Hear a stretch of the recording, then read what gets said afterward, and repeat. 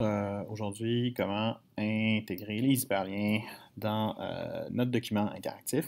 On va pas travailler avec les boutons. Vous avez appris traditionnellement à travailler avec des boutons pour pouvoir naviguer d'une page à l'autre avec des flèches dans une page. Pour ce projet-là, on va tout simplement, étant donné qu'on a un menu puis qu'on va avoir des éléments dans notre menu, on va devoir créer des interliens, des hyperliens pour naviguer entre les pages. Donc, dans un premier temps, je vais me concentrer sur la première page et c'est là que je vais commencer. Donc, avec mon premier bouton, vous savez qu'ici, on a découvert notre gamme complète. Ça se trouve être un bouton. Je vous ai parlé l'autre jour de l'importance de faire de l'appel à l'action, particulièrement dans le cas d'une interface qui est pour mobile ou iPad, puisqu'on n'a pas d'effet de survol. Donc, il faut vraiment que ce soit saillant, qu'on ait des boutons qui soient clairs. C'est clair qu'on peut cliquer sur nos éléments. Donc, généralement, traditionnellement, les façons de faire dans des hyperliens dans du texte, on va avoir le fameux bleu hyperlien ou le soulignement. On n'est peut-être pas obligé de mettre les deux à la fois. Dans du texte, c'est toujours clair. C'est sûr que si on a un hyperlien en bleu avec du souligné dans un texte, on sait qu'on va pouvoir cliquer dessus. Quand on fait un bouton, on ne veut pas avoir cet effet-là de bleu hyperlien ou de soulignement traditionnel, mais il faut quand même, donc, au moins, le bouton ait l'air d'un bouton. Donc ici, avec une espèce de drop shadow, avec une forme carrée, une icône qui est un symbole de flèche. Donc, on sent qu'on peut venir cliquer là-dessus puis qu'on sait que ça va nous amener à une autre page. Donc, je vais faire le tour du document là, rapidement, vous allez voir. Évidemment, c'est un gabarit là, pour pouvoir vous montrer. Donc, c'est pas complet. J'ai ma première page, j'arrive à ma deuxième où est-ce que j'ai mon texte. Puis là, on se rappelle, sur la deuxième page, c'est notre table des matières. Donc, dans le fond, il faut que je retrouve chacune des sections importantes qui sont mises en valeur. Donc, ce n'est pas nécessairement le même format que pour le menu qui va être minimisé pour les autres pages. Pour les pages de contenu, ensuite, là, on voit qu'on tombe dans la page route parce que c'est là-dessus qu'on va avoir cliqué. Là, on retrouve toutes nos sections en petit dans un bandeau que j'ai fait dans le haut. Évidemment, vous, ça dépendra où est-ce que vous avez déterminé que vous allez retrouver vos éléments.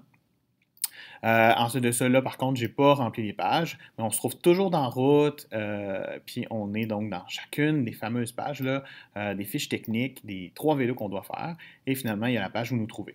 Donc, si je regarde dans mes pages, ces pages-là ont chacun leur numéro.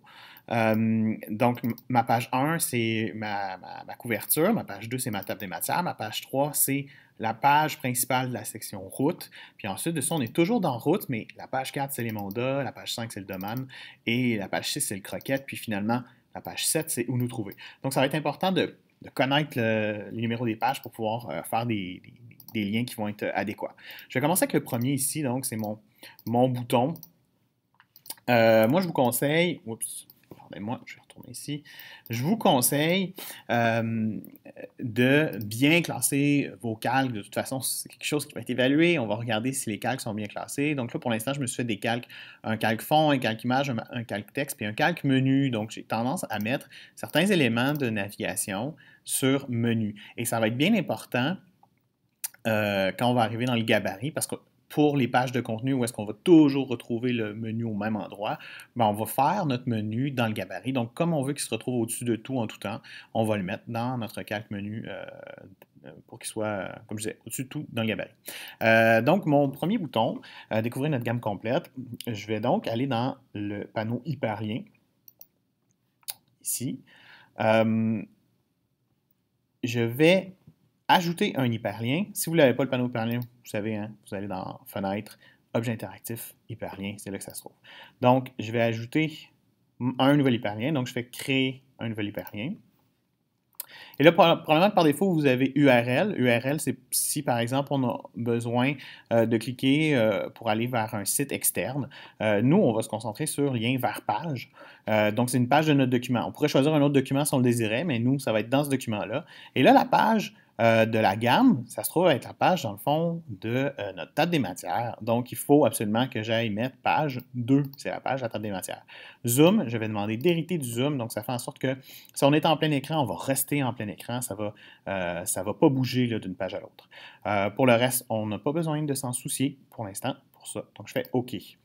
On voit ici qu'on va pouvoir renommer notre bouton. Donc, c'est un long titre. on pourrait peut-être l'appeler tout simplement BTN gamme. On sait qu'on se trouve sur la page 1 parce qu'en plus, on a l'indication que notre bouton ici se trouve sur la page 1. Donc, je vais poursuivre. Ici, je me retrouve avec ma table des matières. Donc, ça va être super important pour la table des matières de venir faire les hyperliens pour chacune des sections. Là, c'est sûr que montagne, hybride, électrique, enfant, on ne fera pas ces hyperliens-là. Ils vont donc rester tels quels. Mais on va venir en ajouter un pour route, puis on va venir en ajouter un pour où nous trouver. Moi, pour donner l'impression qu'on peut cliquer sur ces éléments-là, j'ai décidé que ce serait souligné. Vous pourriez faire un design qui rappelle des boutons aussi pour cette page-là. L'idée, c'est de donner, peu importe la stratégie que vous allez utiliser, de faire comprendre là, à l'utilisateur qu'il peut cliquer sur ces pages-là, en fait. Donc, pour route, je vais simplement sélectionner mon mot route. Je vais ajouter un hyperlien ici. La page, encore une fois, on choisit page dans lien vert. Donc, on est encore dans le document cycle registre. Puis pour la page, cette fois-ci, ça va être la page 3 parce qu'on veut aller à la première page de la section route. C'est sûr que si on faisait le document au complet, on aurait, je sais pas, on aurait peut-être une centaine de pages. Puis là, bien, évidemment, les pages, on essaierait qu'elles se suivent le plus possible, mais c'est en toute logique, là, ça ne serait pas les mêmes pages, donc là, ça serait modifié, c'est certain. Le zoom, encore une fois, on va hériter du zoom. Tout simplement. Le style, attention, là, je peux lui donner un style de caractère. Il y a un style de caractère en ce moment qui est le style hyperlien, qui fait qu'on est souligné et en bleu. Étant donné que moi, j'ai déjà prévu que mes éléments pour ma table des matières de cette façon-là, je ne voulais pas les avoir en bleu. Je vais simplement mettre sans style de caractère pour que ça reste tel quel. Et je ne veux pas aller modifier mon style de caractère hyperlien parce que je pourrais aller modifier mon style de caractère hyperlien et demander qu'il ne soit pas en bleu. Mais par contre, je pourrais vouloir que dans mon texte, dès que j'ai un lien cliquable à l'intérieur de mon texte, que lui soit en bleu. Alors, je vais tout simplement, pour là, laisser ça sans, puis quand même conserver mon hyperlien pour que ce soit possible, là, dans une page de contenu, de venir mettre un hyperlien en bleu. Donc, je vais faire OK également. Donc là, on voit que c'est mon bouton de la page route. Je vais marquer BTN route parce qu'éventuellement, ça se peut qu'on se retrouve avec plein d'éléments, puis on veut que ce soit clair. Donc, je vais l'appeler bouton route. On voit qu'on est dans la page 2. Je vais faire la même chose avec où nous trouver. Et là, c'est la dernière page dans mon document. Donc, c'est la page 7. Encore une fois, le zoom, hérité du zoom. Le style, 100, très important. Et là, je vais faire OK. Puis encore une fois, ici aussi, je vais venir changer le nom de mon bouton. Donc, voilà pour cette page-là. Maintenant, j'arrive à ma page route. Il y a quelque chose d'assez simple ici, c'est qu'on a nos vignettes. Donc ça va être facile. Je vais pouvoir demander les mandats en page 4, le domaine en page 5 et le requête en page 6. Donc je vais aller le faire tout de suite. Ça va être assez simple. Donc ici, je vais lui demander page 4. Hériter du zoom, voilà, tout simplement. Je fais OK. Même chose ici. Page 5. Hériter du zoom. Et finalement, le croquette, page 6, hérité du zoom. Puis là, encore une fois, je vais venir modifier. Oups, je vais trop vite.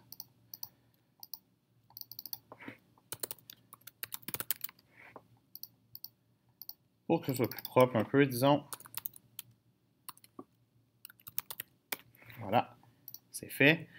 Cependant, là, ce qui nous intéresse, c'est ce qui se passe dans le haut. Regardez bien, donc, dans mes calques, en ce moment, si je cache, j'ai mon menu qui est ici, qui se trouve donc sur le calque menu, mais qui est dans le gabarit. Pourquoi il est dans le gabarit? C'est qu'on va pouvoir utiliser le même partout. La seule chose qui n'est pas dans le gabarit, c'est mon petit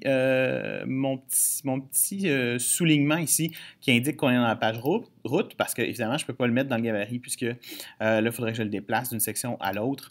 Je pourrais me faire plusieurs gabarits différents à partir du même, ça serait une stratégie, mais là, pour l'instant, ce que j'ai décidé de faire tout simplement, c'est d'identifier dans ma maquette là, route avec un soulignement qui se trouve être dans ma page, mais le menu, lui, avec toute son interactivité, on va le faire dans le gabarit. Donc, je vais aller dans mon gabarit.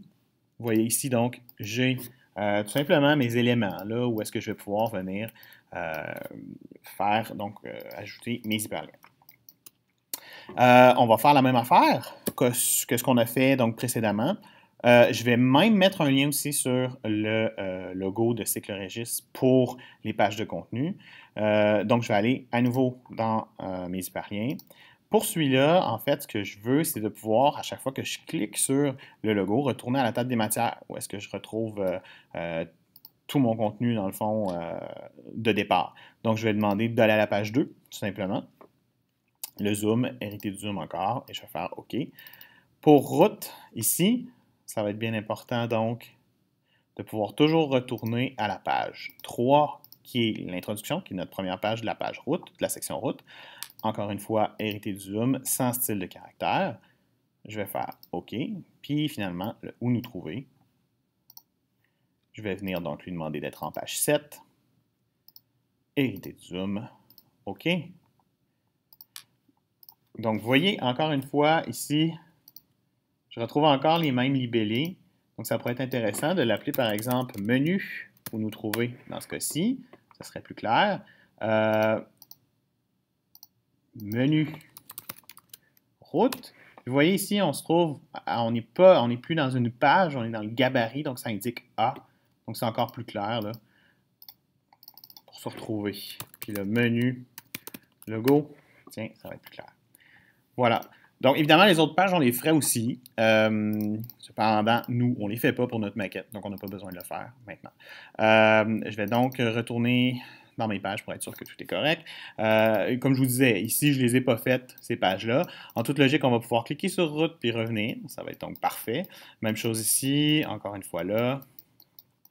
Normalement, ça devrait fonctionner. Donc, je pense que tous mes éléments d'interactivité sont placés, puis c'est assez propre. Donc, je vais sauvegarder tout ça. Et je vais je vais exporter un PDF interactif.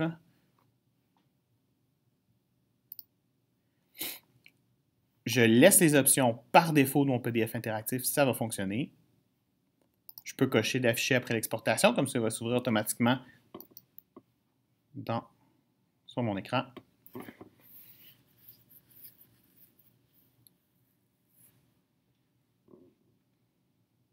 Et là, je vais aller voir, donc, si je clique découvrir notre gamme complète, on voit qu'on peut cliquer sur route et sur nous trouver.